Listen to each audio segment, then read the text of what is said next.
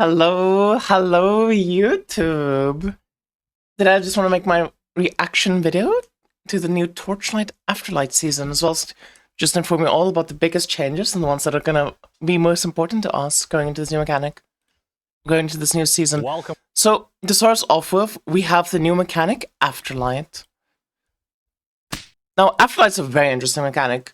Afterlight is essentially just an escort mission mechanic that we're going to have, where you're going to run into the map, you're going to have this coffin that you're going to be able to click on, and then whenever you click on this coffin, it's going to spawn waves and waves of enemies that you have to kill off.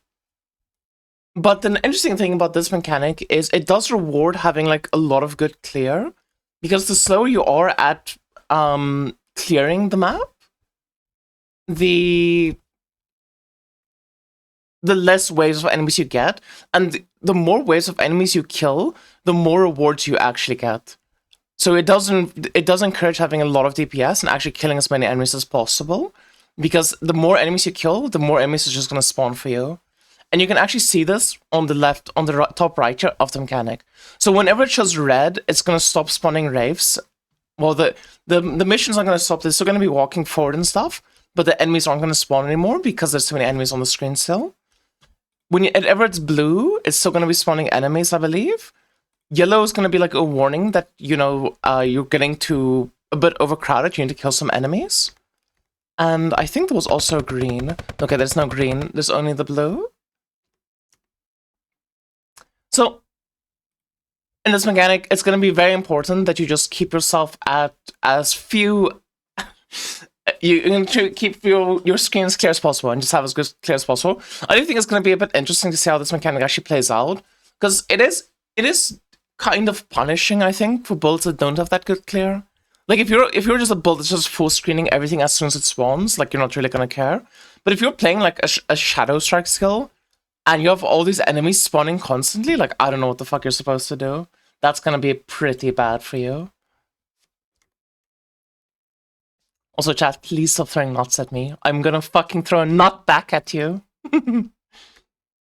But yeah, that's this Afterlight mechanic. And then just like with any other mechanic to add, there is gonna be like special events that happen, which is actually quite interesting, because normally in previous mechanics, like Arcana, Lunaria, etc., when you have a special event happen, you sometimes don't even know that the event is happening. Sometimes it's just like, you just go in and it's like, oh, this looks weird. And in terms of Arcana, it's like, oh, this is a weird card layout. Oh, it's a special event.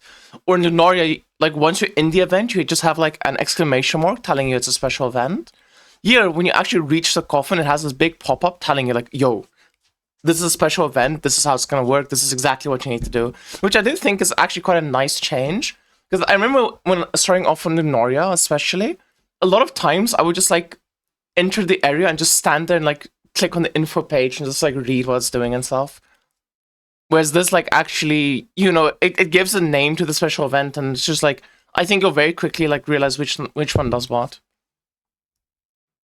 But that's the new lake mechanic we're getting.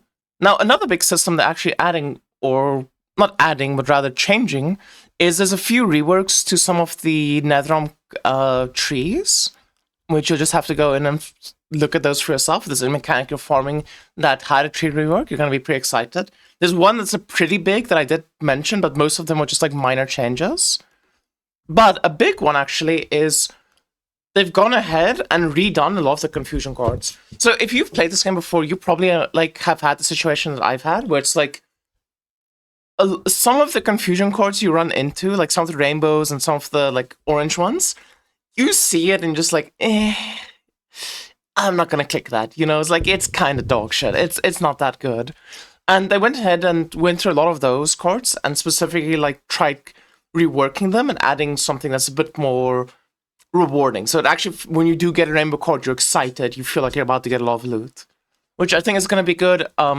We obviously don't know how it's gonna play out until we just get our hands on the cards and start playing with them, but a lot of them are just being replaced with goblins. Like you have extra drop goblins, and there's even another goblin. I know, it's not a goblin, these nuts, unfortunately. Yeah, there's a legendary goblin, and there's like an extra drop goblin that is going to be in some of these confusion cards. So it's going to be interesting to see, like, how good these goblins are. Oh, there they show the goblin. But yeah, I'm excited for that. And then, on top of that, we have the biggest tree rework of the season. Goddess of Hunting has been a mechanic which, if you've played this game and you've done Goddess of Hunting before, Goddess of Hunting has pretty much always just been like a back burner mechanic. Like, it's just something that if you have the spare points and you have like a spare compass, you just throw it in. You just kind of forget about it, and sometimes it drops you like, you know, a astrolabe and you make a lot of money and you're happy. They're giving Goddess of Hunting a big tree rework so that you can invest way more points in it. As you can see, like, this tree is absolutely massive. They didn't even show the full thing. So this is going to be like way more of a point investment. And then with that, they're also giving us new compasses for Goddess of Hunting, which the one legendary compass, it is going to change your entire map. So instead of it just being like you go through the map, you clear everything, get to the end as fast as possible, and then kill the big boss, you're going to have bosses spawn throughout the map. And every time you kill a boss, it makes the next boss like stronger and drop more loot. So by the end of the map, you just have this like super mega boss that just drops everything for you. Which I think that's going to be really interesting. I think I'm pretty excited. I think it's going to be interesting to do Goddess of Hunting next season. And this entire system is to like make it that if you're playing a build that doesn't have the best clear, like a spike skill, you know, you don't feel that bad compared to other people because you still have mechanics you can farm and make money from. Like, a lot of builds have been like kind of just forced to do void bosses. Like, you know, you just go in, you just farm void bosses the entire season because you have insane single target damage, but you're slower than other people, you have worse clear than other people, you're just not that good at mapping. And this is to try and like make it that those people can still have options for mapping, which I think is that's pretty much a overall net gain. And then another thing, normally I don't talk about like the minor changes to the various mechanics. They are actually doing a change to clockwork, which I thought I'd mention because I am the clockwork person. If you've played clockwork before, you probably know about clockwork roulette. And clockwork roulette is fucking awful because you click it, you run over 2 cogs and you instantly lose. Or there's like the orange variant of the clockwork roulette, where it's like you kill 1 cog and you lose. They're changing it so that the first few cogs will not make you lose. I'm not exactly sure what the cutoff was, because it doesn't actually say here what it is. But they did make it, though, that the chance of you, like, losing when you initially start off, like, the first few cogs, is just non-existent anymore. And you can only start, like, losing the gamba a bit later, which is going to feel a lot better, because one of the worst things when playing Clockwork is choosing Clockwork Roulette, getting ready to gamble, and then just 1 cog in, GG. Noobs. Get owned. So I'm pretty excited for that. But before you think, like, oh, it's a Clockwork season, it got buffed and stuff, they did actually in the patch notes go ahead and nerf, like, pretty much all of the Clockwork things. So not only did they nerf, they nerfed all of the Clockwork stuff, basically. They nerfed the cards for Clockwork, so you get less drop quantity from cards. They nerfed the compasses, so the compasses are worse. And they nerfed the compass, the Ascendant Ecliptic Compass, to make all of them have just less drop, like, compass drop quantity on them. So we'll have to see how it plays out. It's probably still going to be fine if you're, like, a Clockwork enjoyer, but it did get nerfed, but at least there was some compensation here and there. And then next up is SS20. So, going to the new season, our SS20 boss is going to be... drumroll, please. Glacial Abyss. Coldness Tracer Freezing Vortex is the name of it. But the Glacial Abyss boss is getting a rework, and it's going to be the SS20 boss. I don't know if rework is the correct term for it, but is going to get a mechanic increases for the SS20 fight. And as you can see, this seems pretty intense. You have waves of frost coming in. You have, like, a very small area to work with. I think it's going to be a really cool fight. I'm excited to see it. I'm excited to see how it's going to work. If it's a fun fight, this is now the 3rd fight we actually get. There was a Watcher fight turned into a SS20 fight. We're just missing the Steel Fort Watcher, the one that says that the one who's been punished for his sins every single time you go into there, as well as the lightning one. And then, so we mentioned the Afterlight mechanic. Now, in this video, they actually don't talk about what Afterlight drops, like what you get from the Afterlight mechanic. But I assume this new system we're getting, the Nether King's Divinity, is going to be what drops from the Afterlight mechanic. It just makes the most sense. So if you do farm Afterlight, you're going to drop a Nether King's Divinity. Now, Nether King's Divinity is a update to the Statue of the New Gods, or an addition to the Statue of New Gods. So in your season, you're going to be using less slates, which is, I guess, probably a nerf to cube in that sense, because people are like need less, like one less slate in total from cube. But what you're going to get instead is going to be these Nether King's Divinity. Now, the Nether King's Divinity is a very interesting system, as in genuinely a very interesting system, because it actually has 3 different types that you can get, and each type has like a different layout. So the layout you see here on your screen right now is going to be Nether King's Divinity Judgment. And every time you get a judgment, it's always going to be in this shape of this like triangle of the 3 blocks. And it's always going to give you the base effect of judgment, which is divinities have 70% increased affix effect. Divinities links between divinity slates have a 70% increased effect. And now what that essentially means is if you have a +1 skill slate, it becomes a +2 skill slate. And any slate you have just gets 70% increased effect. So if you've ever used an inverse image before, or an inverse prism, it is going to work the exact same way as an inverse prism, which is very, very, very, very powerful. In the video, they do a good job of showcasing that. But yeah, so in this setup right now, these 2 slates are between the 3 kings. So both of these 2 slates are getting all of their modifiers increased by 70%. And this does work for like max 71 slates, it works for everything. So if you have a +1 focus blessing slate, it becomes +2 focus blessings. Even though focus blessings is a max 71, which is really interesting. I did a lot of thinking about like the optimal way to set up. And I think the best way to go about this is just using a bunch of Fallen Starlights and then 1/4 slate.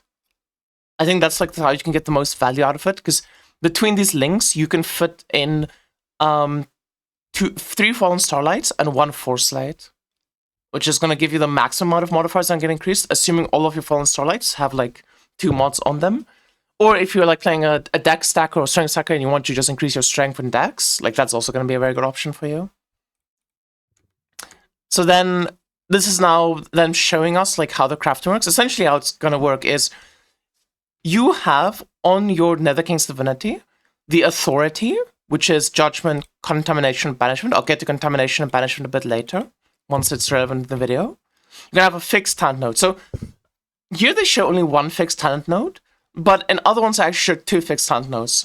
I'm not exactly sure, like, you know, when do you have 1, when do you have 2, like how that's going to work.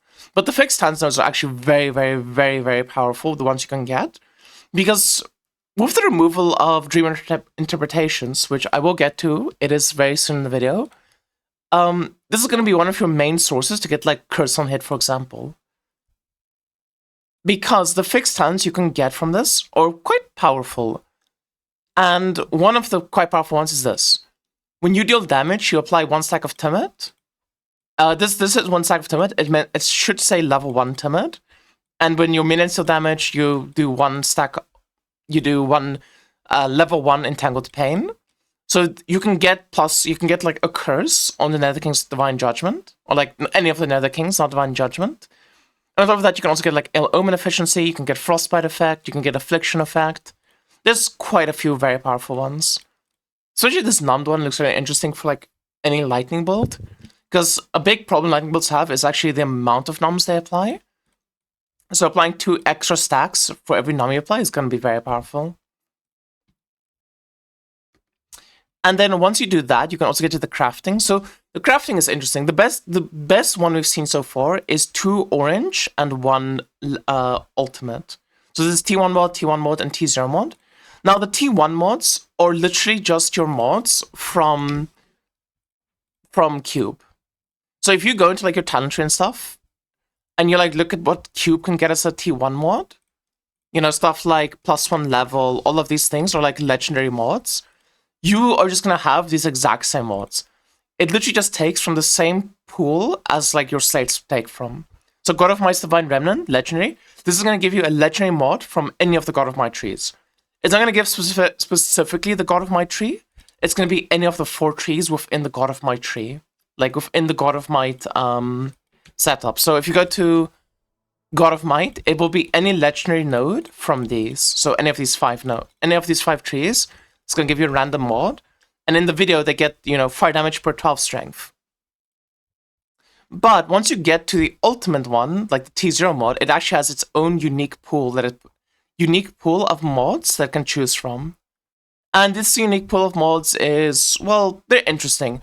There's some mods from the unique pool that is exclusive to each banishment. So like if you have Judgment, Contamination, or Demolisher, you can get a unique pool, like a unique mod that only that banishment can get. You have Judgment exclusive brands. There's going to be stuff like every site on the link also gives you 4% additional damage, or 4% aura effect, or you give an extra 20% effect for the links, whatever.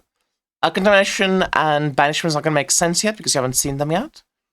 But there's also going to be universal brands, which can be something as simple as just getting an additional +1 level to all skills.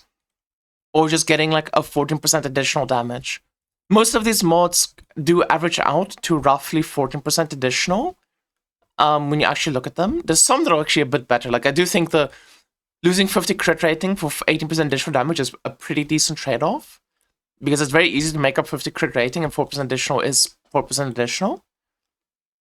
Or if you're playing like an aura stacker, you can probably make this fearless, giving you 5% chance to deal double damage. You can probably like scale this up to an absurd amount. But the exclusive brands, from what I saw, most of them seemed really good. Like to be just like a slightly better, or like a tier above the universal ones. Now, there's actually a locking mechanic that you see here. You can lock one of these brand nodes. So the way that I describe it in the video is that when you get all of your brands and you do all 3 brandings, you can then choose to lock one of them if you like, you get something really good, and then re-roll the other 2. So you can just keep on. As far as I saw, I didn't see any like plasticity, I think it's called. Basically the thing that prisms have, where like you can only craft on so many times. So you can just keep on crafting and crafting and crafting, just keep on going and throwing money at it until you get like at least 2 good mods. Because one of the mods is just going to be permanently locked and you don't have to worry about it like ever going away. Which is pretty nice. It doesn't seem that bad of a system to like craft on. And yeah, there's all sorts of like interesting T0 mods you can get. They're all listed in the patch notes.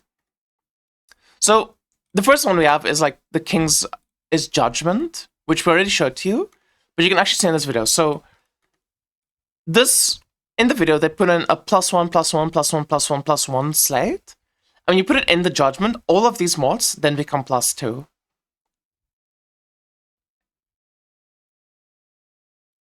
So that is like why this is like a very, very powerful option.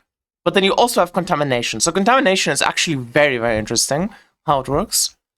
The way that Contamination works is all of the nodes on your Nether King's Divinity. So, I just said you can have 2 fixed talents on your Nether King's Divinity.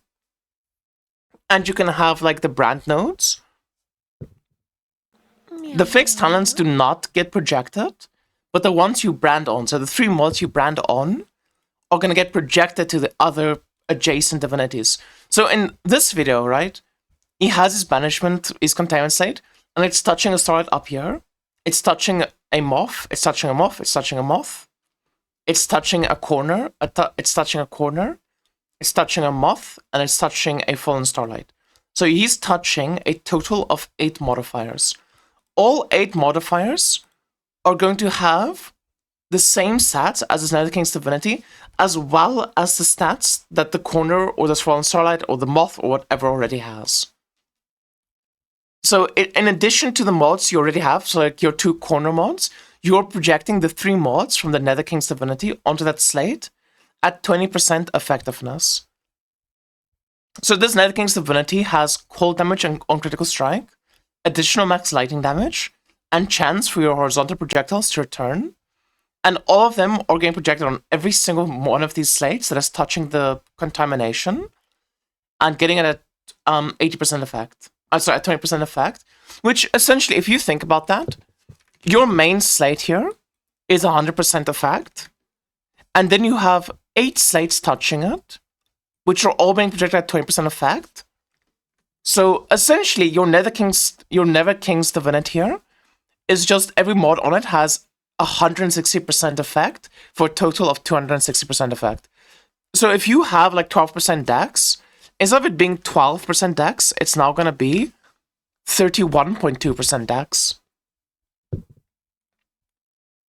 I think that's like the best way to put it. So that's pretty fucking good. Because on top of this one state mod giving you 31% dex, you can also have dex here, dex here, dex here, dex here, dex here, dex here, dex here, and I guess technically dex here, but your last mod is probably not going to be a dex mod. So you can get to absurd amounts of like attribute stacking in the next season using contamination. I'm just not entirely sure if that's going to be better than actually using judgment. I haven't really done the math on it yet, because it's so situational the way you're going to work with for this. But I do think contamination makes a lot of sense if you have... Oh, it should make a decent amount of sense for someone playing with a Rift slate. Or Space Rift, I mean. So you can do the Space Rift like this, and then your contamination slate like this. And then have, like, most of the slates touching your Space Rift, also touching the contamination slate. So there's some options, but we'll have to see, like, just, you know, what's going to be the best way. I did spend some time, like, looking at all of them, trying to figure out how to fit in a pedigree. And I think all of them can fit in a pedigree fairly decently. The only one that felt really awkward was, like, banishment, but it wasn't that bad at all. On some of these, you're just gonna have to, like, accept that your prairie is not gonna be as, like, convenient as you're used to. And then the last one we have is gonna be banishment. So banishment is gonna be this, like, vertical 3 lines, which we already saw. And then on top of that, it's gonna give you an effect. It's either gonna give you Demolisher, Sleep Strike, Shadow Strike, Spellburst, Ill Omen, Quagmire, I don't know what's called Quagmire, Projection, or Provision, or Tangle, or Indomitable. It's Indomitable, Neo? Oh no, it isn't. Okay. So these are really interesting. All of these have their own effects. Demolisher is essentially just adding a lot of value from doing paralyzed stacking. So if you actually do, like, use a two-handed weapon in this game, you probably already know about this node, which is 10% inflicted paralyzed effect when holding two-handed weapon.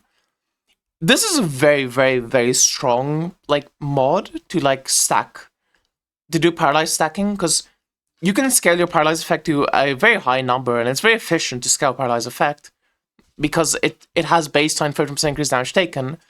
So if you're increasing that baseline 15% increased damage taken by 80, you're adding an additional 12% damage taken by the enemies. So instead of them taking 15% damage, they're taking 27%. Now, on top of, like, adding 12% for every one of these mods, you're now also adding that the multi skills deal 20% additional damage to paralyzed enemies, and bonuses to paralyzed effect apply to this. So this 20% is getting scaled up by an additional 80%. So instead of it being 20%, if you just have one of those mods, it's now 16 plus 20, which is going to be 36% additional damage to Demolisher skills. I think this one's really interesting. Normally when you play Demolisher skills, you do actually go for, like, dual wielding. So this would change my setup a bit. I would need to play around with it. But I definitely think doing, like, a dual wield Demolisher skill build is gonna be very much, like, viable. Previously, it was actually worse. Like, at least in my testing stuff, it is worse to do this than to run a, you know, 2 one-handers. But I have seen people do two-handed Demolisher skills, and I think this is gonna give Demolisher skills, like, two-handers the edge over one-handers. Then you have Steep Strike. Steep Strike is really interesting. For every 1% Steep Strike chance you have above 100%, one of your core Steep Strike skills have a chance to get triggered, and the triggered skill does 70% additional damage and gains 70% skill area.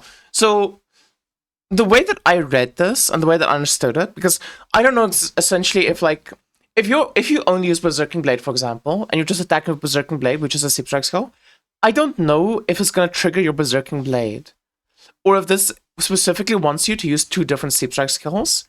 I assume it wants you to use 2 different Steep Strike skills, But a build that I was thinking could be like really good for that then would be going Whirlwind. Because if you play Whirlwind and you get 200% super chance, which 200% super chance is quite a lot of investment, it is actually quite difficult to reach. You can then have a second 5 link for Focus Slash. So you're just running around, spinning with your Whirlwind, and just shooting out non-stop Focus Slashes, which, yes, which Whirlwind itself does a lot of damage, but like Focus Slash is like absurdly an absurd amount of damage, and on top of it being an absurd amount of damage, you're giving it an additional 70% damage and 70% skill area. So I think the Sleep Strike one's gonna be one of like the coolest ones to play around. I did misread it at first when I was reading this. I thought it caused the skill to only deal 7% of its total damage, but now that I read it again, I actually think it's like 170% of its original damage. So that's actually like super powerful if that's the case. And the reason you use Whirlwind is Whirlwind just has a lot of like cast speed. Like it has 100% built-in ASPD, additional attack speed built in. But a build that I was thinking could be really interesting is if you've played Berserking Blade before, you know that Berserking Blade scales the exact same way that you would scale a Fervor Slash build. And I was thinking like something that could be really interesting is playing Rayhan 2. Having Berserking Blade Ran 2, so you're just running around and your Rayhan is just going crazy, constantly shooting out, these big Berserking Blades. And then for any beefy enemy you might uncover, you're just spamming Focus Slash because of your Berserking Blade on that enemy. Now, something I was questioning is when using a Sleep skill, if you play Ran 2, that's what kind of using. But as far as I'm aware, your Seething Spirit does count as you using the skill, so it should work for that. Banishment Shadow Strike, this one is really cool. This one made me want to play Erica 2 almost. The only reason I'm not doing it is just because I don't know how rare this is going to be to get. But every time you use your mobility skill, so every time you use Spiral Strike, you're going to trigger your Shadow Strike skill to cast twice. And the reason this is really interesting is Erica 2 is already like a very speedy character. If you invest into movement speed on Erica 2, you invest into a lot of attack speed and a lot of movement speed, you can get your Spiral Strike to be very fast. And one way that you can do that actually is this talent right here. 35% of bonuses to movement speed is also applied to the CDR of mobility skills. You can take this in Blade Runner. You can get this on a Slate mod. And you can inverse prism this and then choose it from your inverse prism. And you can have it that like over 110% of your movement speed is applied to the cooldown recovery speed of your mobility skills. That is an absurd amount of like cast speed or like CDR that you're going to be getting for your Spiral Strike, and CDR directly like relates to how fast you can cast the ability. This is essentially just a different way of scaling your attack speed. So if you reach like 300% movement speed on Erica 2 and you do this, you're just going to be like actually holding down E and going at Mach 10 speed, and every time you press Shadow Strike, every time you press Spiral Strike, you're just Shadow Striking twice. And I think this build's playstyle is literally going to be that you just hold down Spiral Strike, you hold down your loot button, you're going to one-shot everything on the map, and just go to the end boss as soon as possible. And I think that's going to feel really, really good to play with. Then there's also Banishment Spellburst, which is pretty cool. I mean, it's essentially just an activation medium for Spellburst, if I'm not mistaken. Because it says, when Spellburst charges reaches the cap, trigger the core spell skill on the nearest enemy from 25 meters, and attempt to activate the core spell skill Spellburst. This is essentially just gain 28% additional damage on hit, and get a built-in activation medium, which I think that's really good.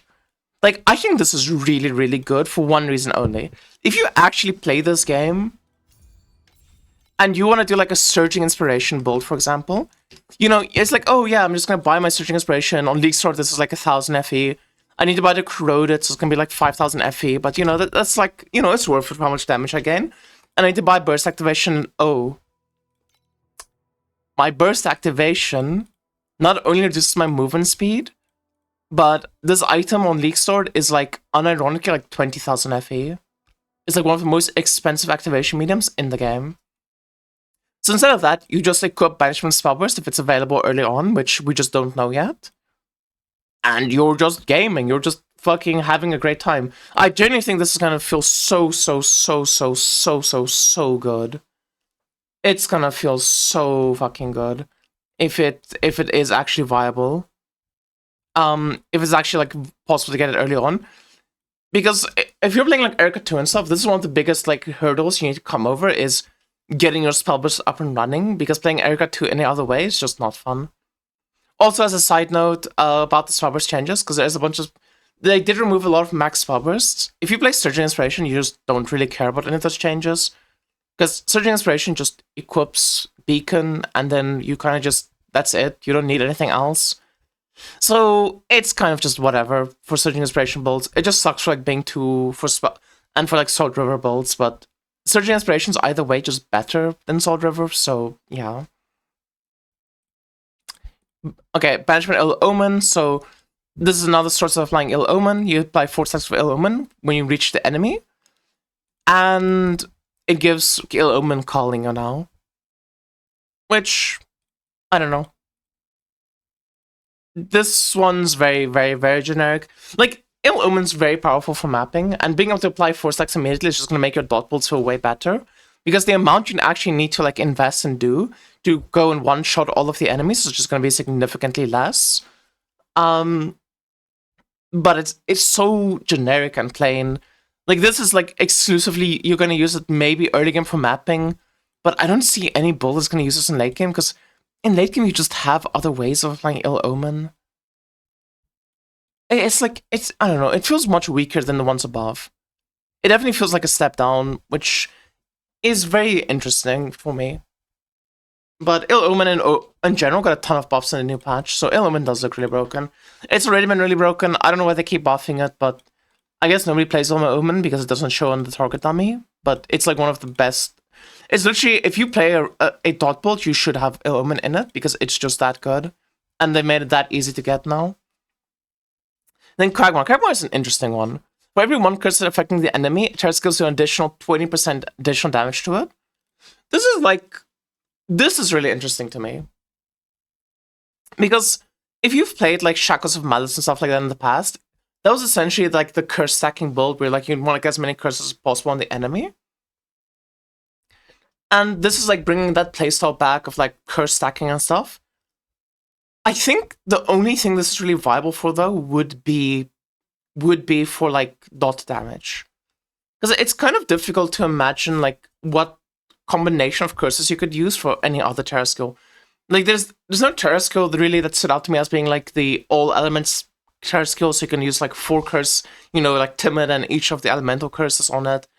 Like none of that really made sense to me, and the only like setups really that can curse stack efficiently does seem to be dot builds. But then the other issue is like, how are you getting your curses? Like, okay, you can get Entangled Pain from the Nether King. You can get like a base, but like other than that one, like you need to get like base affixes to get your curses. It seems really difficult to get all of these curses just for 20% additional damage. But it is still pretty decent. Like in an endgame setup, I could definitely see this being worth it, just because if you're gonna do curse stacking, you're gonna do curse stacking either way. And the curses you can choose from is actually really good, because you have Entangled Pain. Let's see, is there a way to see the curses?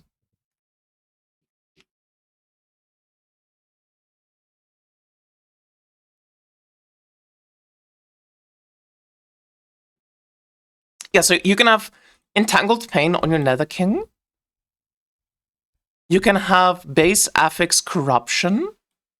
I believe it's Corruption that's on the neck. Where do I see base affixes?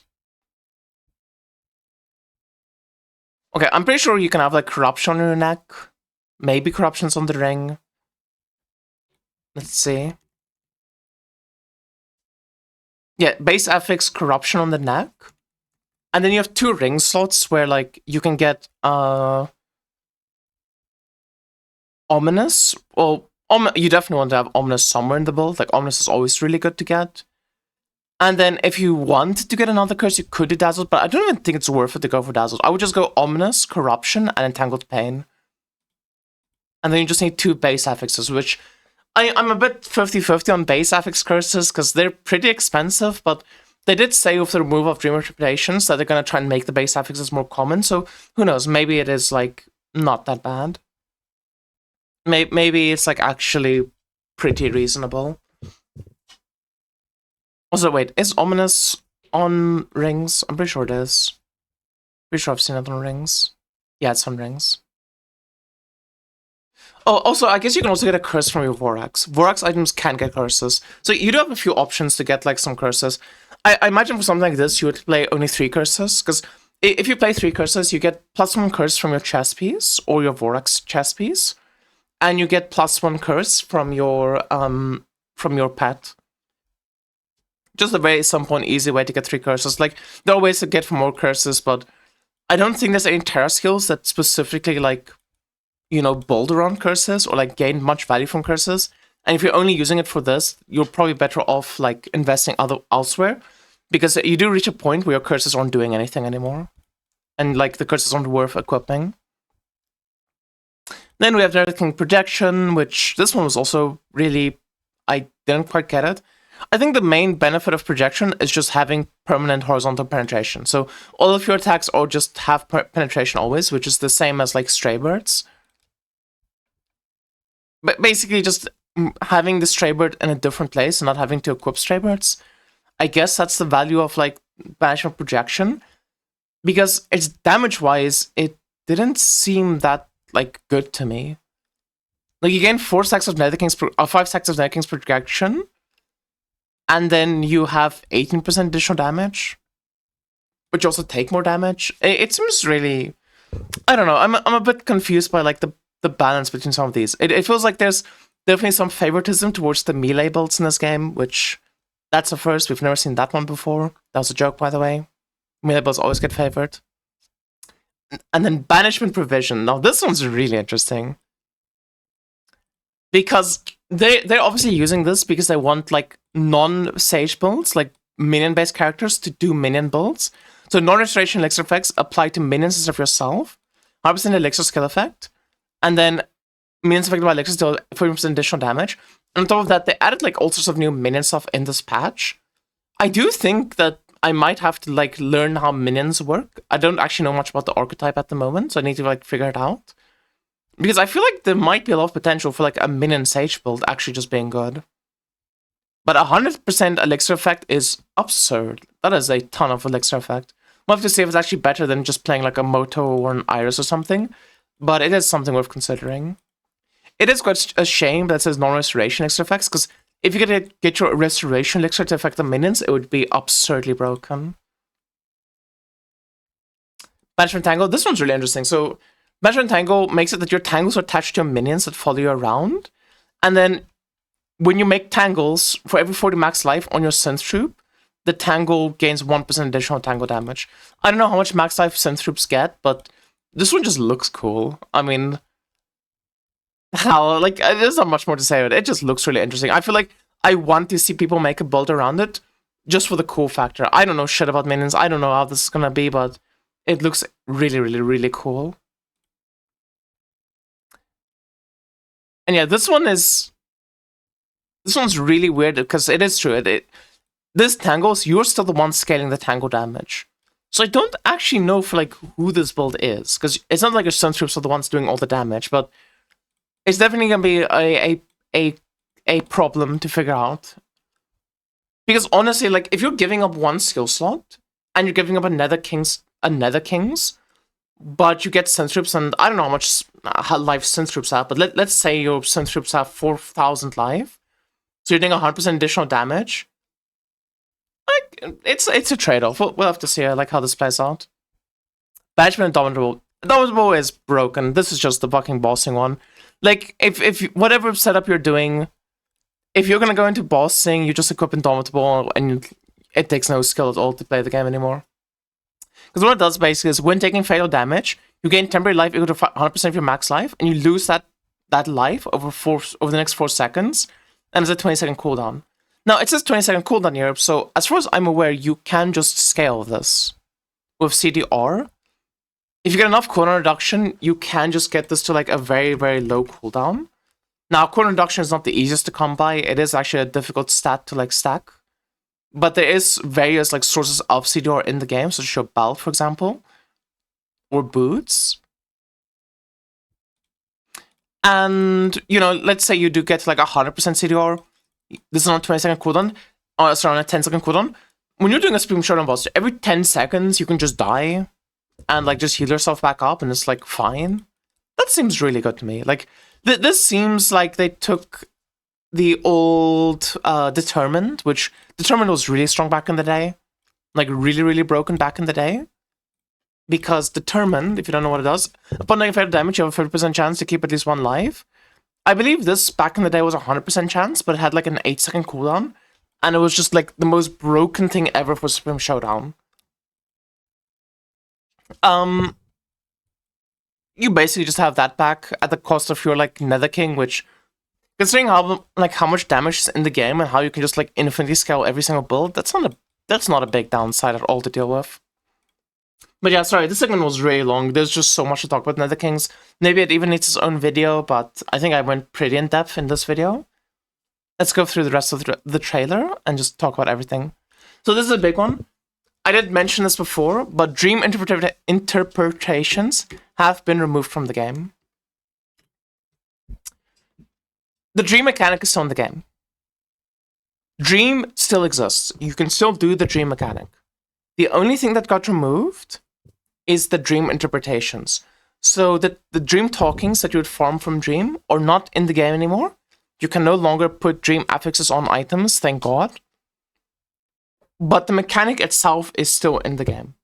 I'm making this distinction because a lot of people seem to think that they just fully removed dream from the game because of the Pax Rate exchange. It is still in the game. We do not know how good it's going to be. Obviously, there is going to be compensatory buffs to dream. To compensate for the loss of dream talkings, they are going to buff the dream mechanic and make it give you more loot. We don't know if it's going to be good, or if it's just not going to be enough, or if it's just going to be dog shit. For all we know, Dream is just going to be an FE printer. You're just going to go in there, get 500 FE every nightmare, and it's just going to be absolutely insane. Or maybe it's going to be like dog shit. We don't know. But stop thinking it's removed from the game. It is not removed from the game. It is still in the game, and nobody knows if it's going to be good or bad. You have the entire season to exchange this pet. So you have the entire season to like play the mechanic, feel it out, see if you like think it has any potential, and if it doesn't have any potential, to just exchange the pet for and go to the exchange shop and get something else. That being said, though, the last time they did this was Eternal, when they reworked Eternal. And yeah, it didn't work out super well for Eternal. Let's just hope it works out better for Dream. Now, with all this being said, we're also going to be getting a new Ultimate Legendary, which is a very interesting one. Phantom's Elegy. Now, Phantom's Elegy is actually... It is definitely worthy of the Ultimate Legendary title, I will tell you that. Maybe it's not called Elegy. Oh, it's called Pantheon's Elegy in the fucking patch notes. So, Phantom's Elegy is... very interesting. It's a belt slot, so it is going to be replacing Eternity, which I should also mention, Eternity did get reworked and nerfed in the patch notes. As far as we can tell, they removed the buff duration from Eternity, but made all the buffs slightly weaker. So you can like stack your Eternity up to like 200 stacks, and it's never going to expire. But overall, the buffs are like weaker than they were before. It should be a net nerf for the Eternity item, but like it's not the end of the world or anything. Eternity is and so is going to be a very, very powerful item. Hopefully, if anything, it should make it slightly cheaper for people. Phantom's Elegy has 3 random modifiers that rolls in it. Your first modifier is guaranteed to be a Dirge of the 6 Gods. So a Dirge of the 6 Gods is basically a mod from one of the main gods, like Might, Hunting, Knowledge, War, Deception, etc. And then the next 2 modifiers can either be one of these main gods, or it can be a lesser god. And the lesser gods are slightly weaker than the main gods, but they're pretty, like, they're not that much weaker or anything. It's not the end of the world if you, like, don't get 3 main gods, for example, because there are some very powerful options in the lesser gods. And these gods are completely random message you're gonna get. You're just gonna press ID and you're just gonna hope for the best.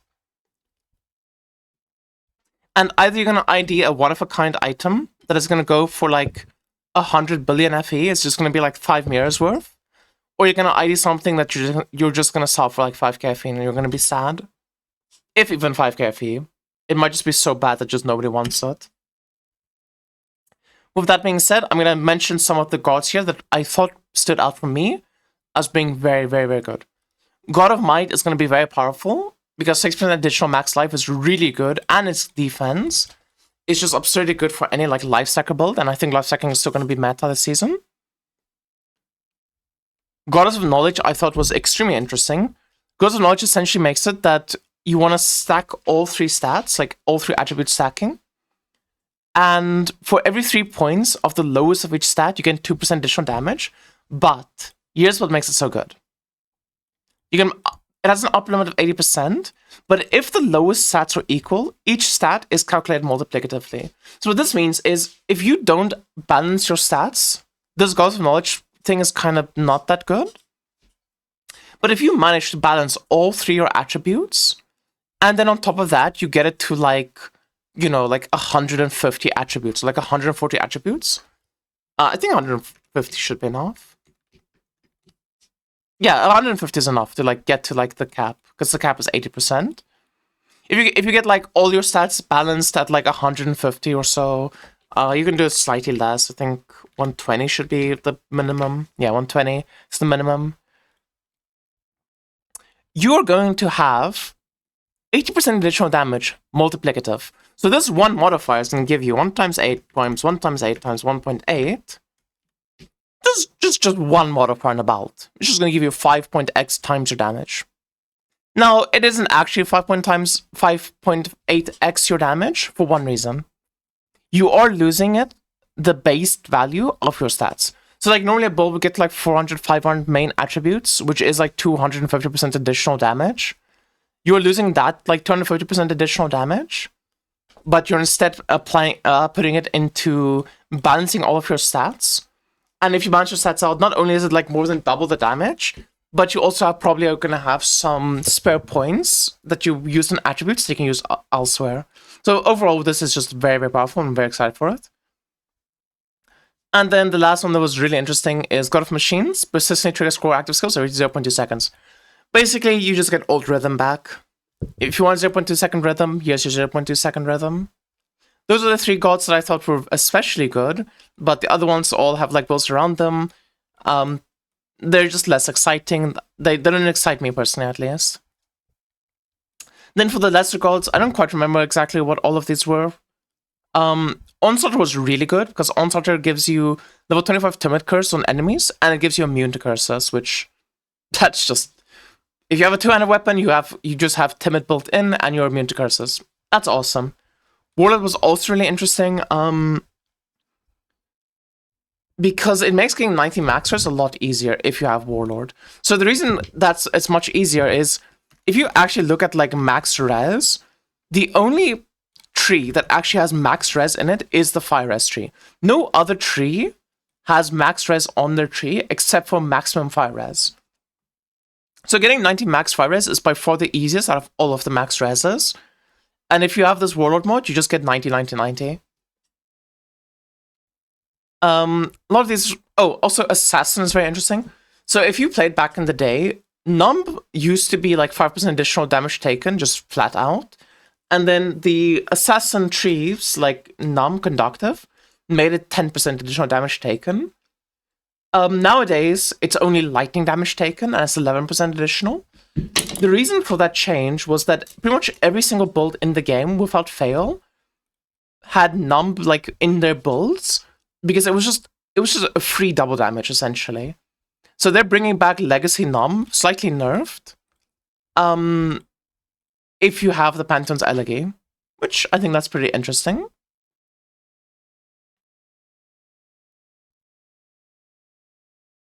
And beyond that, I mean, just a bunch of these, like, they're interesting in their own ways. They all have, like, various things that they can do. Like, Psychic, for example, for every Affliction effect, you get 1% Reaping Duration. This is very powerful. It is a lot easier to get Affliction effect than it is to get Reaping Duration, and Reaping Duration is extremely powerful. This mod is going to be like absolutely mandatory on a ton of builds. Whereas like I wouldn't be surprised. I'm not going to be surprised if a lot of builds are literally going to buy a one mod Pantheon's Elegy, or sorry, Phantom's Elegy. Oh no, it is Pantheon's Elegy. I'm stupid. Pantheon's Elegy, just because one mod enables their build that much. So I do think this item is actually a very interesting item. I'm actually excited to see how it's going to be. But some of them are just completely garbage. There's some that are just so utterly weak. I don't really understand why they exist. And one of them is like this. Steel Vanguard. When casting Elixir skill, triggers a random of 20 Elixir skill with a 4-second interval. I don't understand why... Like, who wants this? You can cast an Elixir skill every 4 seconds. You get an extra Elixir skill as a random one. It's just bad. So stuff like this is just like, I don't understand the logic here. This 4-second interval is just way too long. Like, if this is like a 1-second interval, it makes way more sense, because then it's like, ooh, this is like powerful. But every 4 seconds, you have like a 50% chance to just get a completely and utterly useless elixir. I don't know, it's like, it's so weird. But some of the other mods are very powerful and build defining. They exist to make ballots break, pretty much. Okay. But yeah, that's the new Ultimate Legendary, that's very exciting. Now, our new hero is actually going to be Selena 2. I already made a reaction to her, but now we actually know what Selena 2 is going to do. She is a Terra-based hero. In fact, she has built-in Righteous Fire. So, if we go back to Selena year trade predictions, everyone here who said Righteous Fire, good job. I'm proud of you for guessing correctly. Built-in RF Fireblade, good job. You're just that smart. She is the Righteous Fire hero, essentially. So, Terra skills normally are like a big circle that you place down, and it just like remains there for a while. Her hero trait transforms it, that the Terra skill is always casted on yourself, and it just follows you around as you like go around, as you just move around. And her entire concept is Terra skills. All the Terra skills basically got changed. Terra skills got a rework in general. So if you've played Terra skills in the past, you might know that there's like a Terra max quantity, and you used to scale that, so you would have multiple Terra skills down on the ground at once. It is not always capped at one. You can only have one Terra skill on the ground. But the whole like playstyle around Terra skills is you wanna get Terra skill charges, like your ability charges. You wanna scale that up, and you wanna get Terra skill charge duration, because essentially you want to have as many charges as possible, and you want to store the charges as fast as possible, because every time you use your Terra skill, it's going to consume all of the charges, and you're going to have this Omega Giga buff Terra skill for every charge consumed that just follows you around until you have max charges again, and then you can recast your Terra skill. And then a lot of like, there's some like stuff here to make recasting the Terra skill like, you know, worth recasting. Just some very interesting traits, actually. So one of her traits is just built-in activation medium. Any character that has built-in activation medium, I fucking love. I love built-in activation mediums. I love just not having to press my buttons. It just makes the game so much more fun. So this trait right here gives you +1 max like Terra charge stack limit, which is already really good. And then on top of that, it also gives you built-in activation medium Terra, which the activation medium Terra just uses your Terra skill whenever it reaches max charges. And it makes it that its first skill deals 30% more damage. This trait's amazing.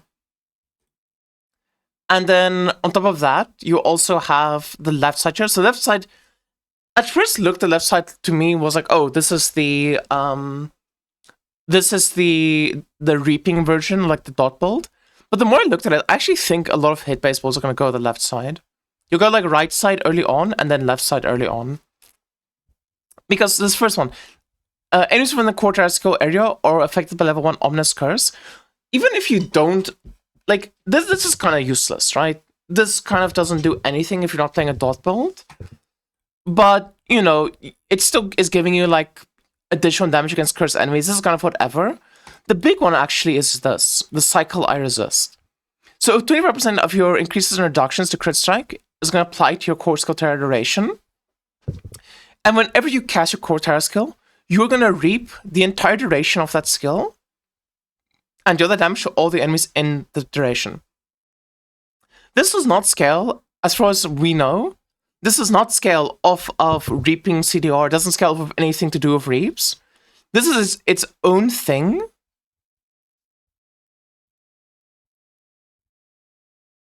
Oh wait, it says reap damage over time. Okay, so it's never. Sorry, this lifestyle's never getting used for hit base. This is always getting used for dot damage. I didn't see this damage over time line. But yeah, if you're playing a dot variant of the build, you're always gonna go to this left side because this line right here is very interesting. This doesn't scale off of reap CDR. This scales off of your Terra CDR, or like how many Terra charges you have and how much you can stack up your Terra charges. Like how quickly you can reach max Terra charges. Because every time you recast your Terra skill, you're just reaping your entire Terra skills like remaining duration for all the enemies in there. This is not like a normal dot reap. It is completely different. It's actually very interesting that it doesn't function with reaps in the sense that the way you scale it is with Terra CDR, which I thought was really cool. Now, if you're playing a hit-based build, almost everyone's just going to go down here in the middle into the Spell Burst variant. So, your first talent here is just going to make a big red tornado. You see this tornado here? That when enemies are hit by this tornado, they just take an absurd amount of additional damage and they're slowed, which that's awesome. We love that. Your trait here is going to give you a bunch of Terra Charge Restoration Speed, and increases and decreases the Spell Burst stack limit also apply to the Terra Charge stack limit. This trait is really good. This is really, really good. If you get +3 Spell Burst in your build, which it shouldn't be that difficult. They did remove a lot of sources of Spell Burst, but like you'll figure something out. You can use Beacon early on, and eventually with prices like a Priceless Ring, you can get +1 Spell Burst on a Priceless Ring. You know, there's ways to get this, or like, yeah, there's various ways to get this. You can also do like an early game Vorax. This is just giving you 3 Terra Charges. 3 Terra Charges, by the way, is essentially just 78% additional damage for all of your Terra skills. That's really broken. And then you have Lonely Ensemble. Same thing, it scales off of your spell bursts. And for every spell burst you have, it creates an additional Crimson Shade that is dancing with you. So we can see this in the video. These Crimson Shades are all getting spawned by you, and they all have their own Terra skill that's doing damage. They just cast your Terra skill once, they just remain for the duration of the Terra skill, and then they disappear. But when they disappear, you know, you're spawning a new one every 1 second. So one disappears because the Terra skill ran out, the next one shows up. And you're just constantly cycling like these 3 shades that all do damage. And yes, they do deal like less damage than you. But I mean, even if they're only doing 50% of your damage, this is still a 1.5x multiplier. Oh, sorry, a 2.5x multiplier. This just gives you 150% additional damage. That's broken. This is so good. This is really fucking good. This is really fucking good. Like, these 3 talents here are just so obviously like the best thing to do for a hit-based build. Never ever use Crimson Endless Dance. This thing is completely garbage. Drenched in Hem. I'm sure there's gonna be some like life stacker build that uses Drenched in Hem. I just don't know how to say this, but it just doesn't look that good. Like, numerically speaking, like, I feel like even if you play a life stacker build, you would still just go 3 spell burst. You would still just go 3 spell burst and not bother with drenched hem and still do your life stacker setup. This just doesn't do anything. It's just numerically not there. That being said, there's a lot of like new skills and stuff that added for Cena 2 that makes sense for life stacking. Like, you have Thornfield. Thornfield literally just gives you consume. Like, every second, you just take 9% of your max life as true damage, and you can even use a support that increases this to 30%. Meow, meow, meow. That's awesome. With all that being said, they did add a bunch of new Terra skills because of the Terra skill rework. We have Thornfield, which like drains your max life and does first dot damage. This is for dot build specifically, though. We have Tidal, which is for on hit, and it does cold damage, and it's by far like it like shoots out these like explosion water eruptions. Also, I want to say this: for every 0.8 seconds, water erupts with 2 turns beneath the enemy's feet. From what we understand and from what we know, I'm almost 99% certain this every 0.8 seconds is going to get scaled down with your cast speed. We don't know yet because we don't have TLIDB for some reason, but your cast speed is almost certainly just going to reduce this duration and make this frequency less. Since a lot of people seem to be like concerned about it. What about the activation medium? I mean, as soon as you can afford it, you're just going to buy the activation medium. Like, instead of using this, you're just going to buy the activation medium. Oh, also, I should mention, Sina can only use 3 of these traits.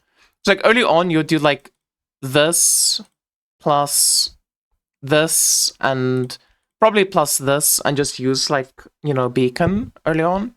And then once you can replace activation medium, or if you're just willing to self-cast, because, I mean, self-casting is not the end of the world. It's a Terra skill. You can have self-cast, like, every few seconds. Like, it's not even that bad, honestly. Then you'll eventually use Lonely Ensemble. They did rework Terra skills in general, other than giving us new ones. So, other than changing the max quantity of Terra skills, they also increased the area of Terra skills, so area skills are of a bigger area. And also, instead of having a 3-second duration, they now have a 6-second duration. So it is really going to be one of those things which is like use and forget. You know, it's meant to last a long time. It's meant to be much bigger. It's meant to like be a lot less of a pain in the ass, basically. With all that being said, Tidewell summons like 2 tones of water. It looks really good. Let's see if we can get to the video where it shows everything. Okay, so we're showing Nether Kings. We're showing Nethergrass first. So Nethergrass, it looks okay. I mean, it just pulls enemies to the center and deals damage, and it's a dot skill. It's not that exciting for me, but it's probably going to be very good.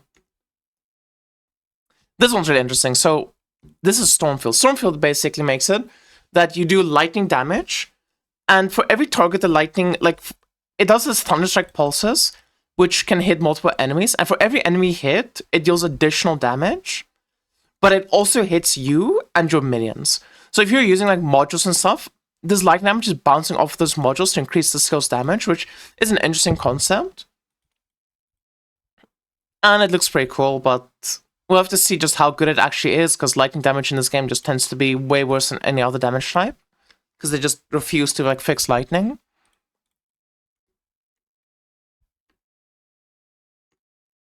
Fallen Star, this is the one that interests me. This is why, if I play Selena 2, it's because I want to play this build. This looks absolutely insane. This fucking skill is so cool. So what Fallen Star does is it makes it that every 0.8 seconds you're shooting out these 3 comets that hit the enemies, and these comets can shotgun. And it's a barrage skill. Which, the way the barrage skills work is like every barrage increases the previous barrage damage. They don't show the numbers here, but the damage numbers on Fallen Star is pretty bad. You know, it's only 300 to 600 spell fizz damage, and it's only 88% effectiveness. But the reason for that is because it is a barrage skill. I don't fully understand barrage mechanics. I need to like learn about them, and you know, this would be a very good way to learn about barrage mechanics. But this skill just looks absolutely awesome. Where you're just shooting like infinite barrages, you're getting more and more barrage count, and every barrage makes the previous barrage do more damage.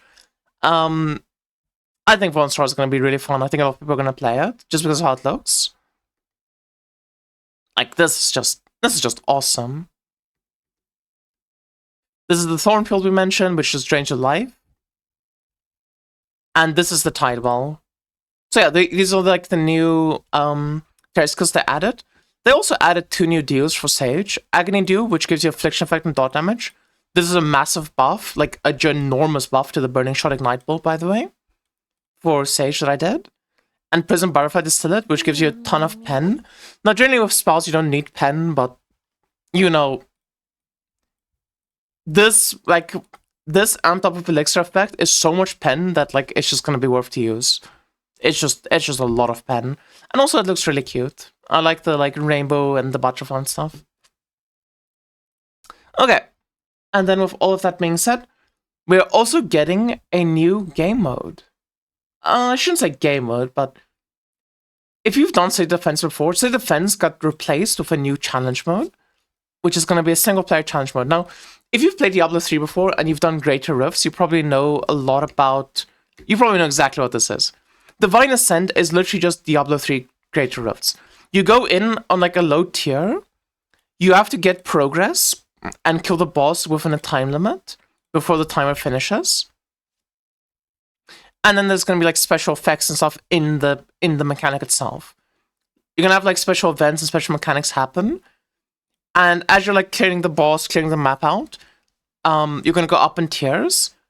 And as you go up in tiers, not only is there gonna be a leaderboard, so you can rank yourself compared to other people on the leaderboards. There's also gonna be a first clear leaderboards for like whoever gets tier 100 first or tier whatever first. And on top of all of that, you need to do this mechanic if you want to get a free pet, because this is replacing city defense. So unfortunately, there's no more city defense carries gonna happen. You're gonna have to make a good build that can get to all the way up to tier 35, which we'll have to see how difficult tier 35 is. But I imagine people are gonna reach like over tier 100 and stuff. I'm very excited for this mechanic. I think I'm definitely like, once the season's done, like once I've killed 21, I'm gonna put a lot of effort and focus into like trying to make a good build to push greater rifts. I mean, sorry, divine ascents. And lastly, to close off this video, we do have a new pack spirit, as always. The battle pack spirit is gonna be this cutie pie, and she's gonna be a Terra based pack spirit, which at level 6 you do get +1 Terra charge, which is 26% additional damage, so that's pretty big. Now, that might sound really huge, actually, but it isn't actually that big of a deal, because the Terra charges aren't multiplicative of each other. So, if you have 6 Terra charges, that is giving you 156% additional damage, and then if you add one, you're going from, you're actually only gaining 16% additional damage. You're not gaining 26% additional damage. And it's even technically less than that, because you should then also consider the base hit, which is going to be this. So it's about 10% additional damage if you go from like 6 terras to 7 terras. But it is still worth it to like stack as many terras as possible, and if you have this pet at level 6, you are going to get that additional terra. So yeah, whales rejoice, I guess. And then the new drop pet is going to be Lady Obituary. And Lady Obituary is basically just a copy-paste of Lunoria pet. It literally just does all the same things as the Lunoria pet. There's not much to it. At level 6, you have 25% chance to triple the loot. At level 1, it's 13% chance to double the loot. But as always with these types of pets, the big thing is you want to get them level 1 for the drop quantity. Because the drop quantity they give is like generally the biggest like thing for these types of pets. And then lastly, we have some new skins. So, how much drop quantity did they give? Yeah, this gives 8% additional drop quant. So this at level 1 is very big, just because of the 8% drop quant and the 6% drop quant. This is the new Selena 2 skin. It's a very girly skin. Very pink-based girly skin. I'm actually quite a big fan of it. I think it looks really nice. I really like this Selena skin. Next up. I like how I unmuted the fucking YouTube bot and we never once like even listened to YouTube. Oh well. She looks really good. I love the dolphins. I think it looks fucking cute as hell. I love it. This looks so cute to me. I think most people are probably not gonna like it. They're probably gonna prefer the base skin. But that's okay.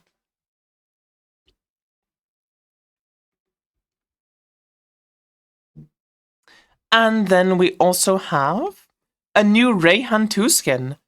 This skin's so good. I'm not a big fan of like the other gender bend Rayhan 2 skin. I was not expecting a second gender bend skin. Look at her. Oh my god. If she is not the alpha woman in the fucking tribe, I don't know who is. Holy shit, the skin is good. And you get this. Oh, oopsie. What did I do?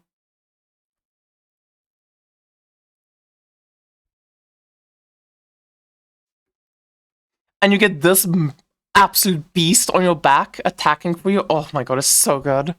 I'm a really big fan of this Rayhan skin. And I guess a Spectral Slash skin, which Spectral Slash is pretty like commonly used by a lot of melee builds. Because it's very powerful, so I think a lot of people are going to be happy about that. And our ultimate wings are going to be like these butterfly fish-like wings. They look very interesting. I personally really like how they look. I've had some people say they don't like how they look. I think they look awesome. But again, I really like pink. And the new TP. The new TP is cool, I guess. But that's going to be it from me, YouTube. I hope you guys enjoyed this reaction trailer, and I hope it was informative. I hope I was able to actually like add a lot to the trailer and explain some things that to me at first weren't clear, and I'd spent a lot of time like trying to figure out how it works and what exactly mechanics are, especially surrounding the Nether King mechanic, because that one's really interesting. And I hope you all have a lovely, lovely day further. Bye-bye, YouTube. Bye.